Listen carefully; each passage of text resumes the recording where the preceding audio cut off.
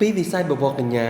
ទៅកាន់ពិភពភាពយន្តអន្តរជាតិអ្នកនាងរ៉េតសារីតាបានបង្ហាញវត្តមានក្នុងការផ្សព្វផ្សាយភាពយន្តខ្មែរសំនៀងផ្កាលើវាលខ្សាច់នៅមហោស្រពភាពយន្ត Short Film Festival and Asia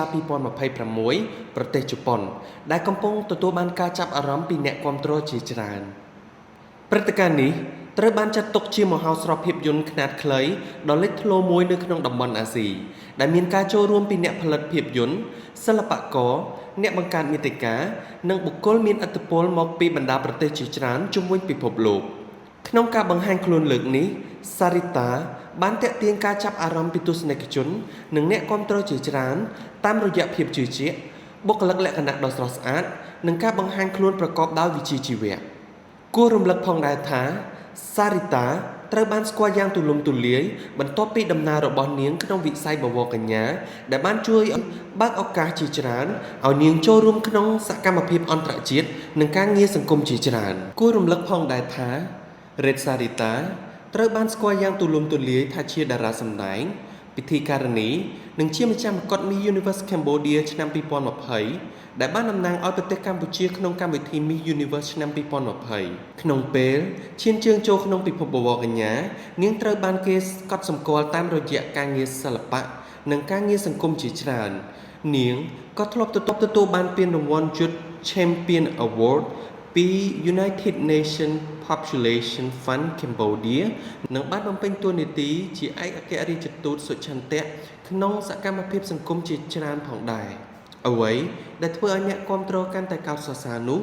គឺនាងមិនដែលបញ្ឈប់ការអភិវឌ្ឍខ្លួនឡើយពីវេទិកាបវរកញ្ញារហូតដល់ការចូលរួមក្នុងកម្មវិធីអន្តរជាតិផ្សេងៗសារីតាតែងតែបង្ហាញពីសមត្ថភាពភាពក្លាហាននិងទស្សនវិស័យរបស់យុវជនក្នុងសម័យអ្នកគាំទ្រជាច្រើនបានលើកឡើងថា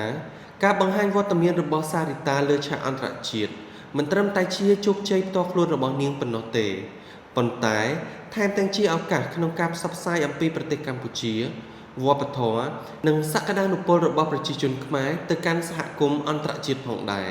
ជាមួយនឹងការខិតខំប្រឹងប្រែងនិងការអភិវឌ្ឍសមត្ថភាពរបស់ខ្លួនសារីតា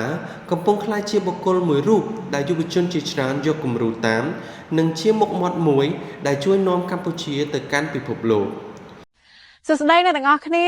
ថ្ងៃនេះខ្ញុំមានដំណឹងពិសេសមួយចង់ប្រាប់ទៅដល់អ្នកទាំងអស់គ្នាក្នុងនាមជាសមាជិកនៃផលិតករក្នុងខ្សែភាពយន្តខ្លីដែលមានចំណងជើងថាសំនៀងផ្កាលើវាលខ្សាច់ឬក៏ជាភាសាអង់គ្លេសយើងហៅថា Chant of the Desert Flower គឺត្រូវបានជ្រើសរើសនៅក្នុងមហោស្រពភាពយន្តអន្តរជាតិចំនួន2ដែលមហោស្រពទី1គឺមានឈ្មោះថា Huesca International Film Festival លើកទី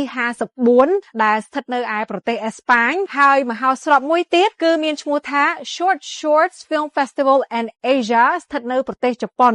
ជំរាបសួរអ្នកទាំងអស់គ្នានាងខ្ញុំកឹមសុភាជាអ្នកនិពន្ធនិងអ្នកដឹកនាំរឿងនៅក្នុងរឿងសំនៀងការលើវាលខ្សាច់នេះគឺជាមោទនភាពបំផុតសម្រាប់ខ្ញុំនិងក្រុមការងារទាំងអស់របស់ខ្ញុំក្នុងការពំនាំស្នាដៃមួយនេះទៅកាន់ឆាកអន្តរជាតិហើយអ្វីដែលធ្វើឲ្យខ្ញុំកាន់តែមានមោទនភាពជាងនេះទៅទៀតនោះគឺដោយសារស្នាដៃនេះពួកយើងបានបង្ហាញនៅក្នុងប្រទេសយើងនៅពេលដែលយើងបានចាក់ប្រចាំងនៅក្នុងហោស្រពអន្តរជាតិកម្ពុជាលើកទី15នៅទីក្រុងភ្នំពេញហើយមានការវិតម្លៃខ្ពស់ពីទស្សនិកជនខ្មែរយើងនិងទស្សនិកជនជនជាតិបរទេសផងដែរខ្ញុំសង្ឃឹមថាយើងនឹងមានដំណឹងល្អផ្សេងៗទៀតមកចែកជូនទស្សនិកជនរបស់យើងនិងអ្នកដែលតែងតែគាំទ្រស្នាដៃរបស់នាងខ្ញុំកន្លងមកសូមអរគុណ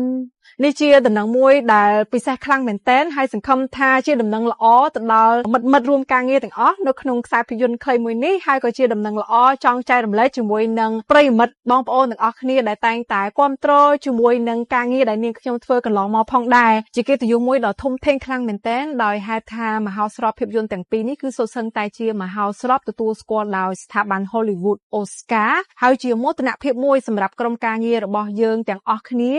ដោយសារតែខ្សែភាពយន្តខ្លីមួយនេះគឺត្រូវបានជ្រើសរើសក្នុងចំណោមខ្សែភាពយន្តរាប់ពាន់ចំណងជើងមកពីទូទាំងពិភពលោកក្នុងការចូលរួមប្រកួតផងដែរដូច្នេះហើយនាងខ្ញុំក៏សូមយកឱកាសនេះអរគុណដល់ពុកម៉ែបងប្អូនទាំងអស់គ្នាប្រិយមិត្តទាំងអស់គ្នាដែលតែងតែគាំទ្រជាមួយនឹងការងារស្នាដៃរបស់នាងខ្ញុំក៏ដូចជាក្រុមការងារដូច្នេះកុំភ្លេចតាមដានជាមួយនាងខ្ញុំពីដំណើរនៃខ្សែភាពយន្តខ្លីមួយនេះទៅកាន់មហោស្រពភាពយន្តទាំងពីរក៏ដូចជាមហោស្រពភាពយន្តអន្តរជាតិដទៃទៀតនៅថ្ងៃខាងមុខកុំភ្លេចតាមដានដំណើរនៃខ្សែភាពយន្តខ្លីរបស់យើងសំនៀងការលើវាលខ្សាច់បាយបាយ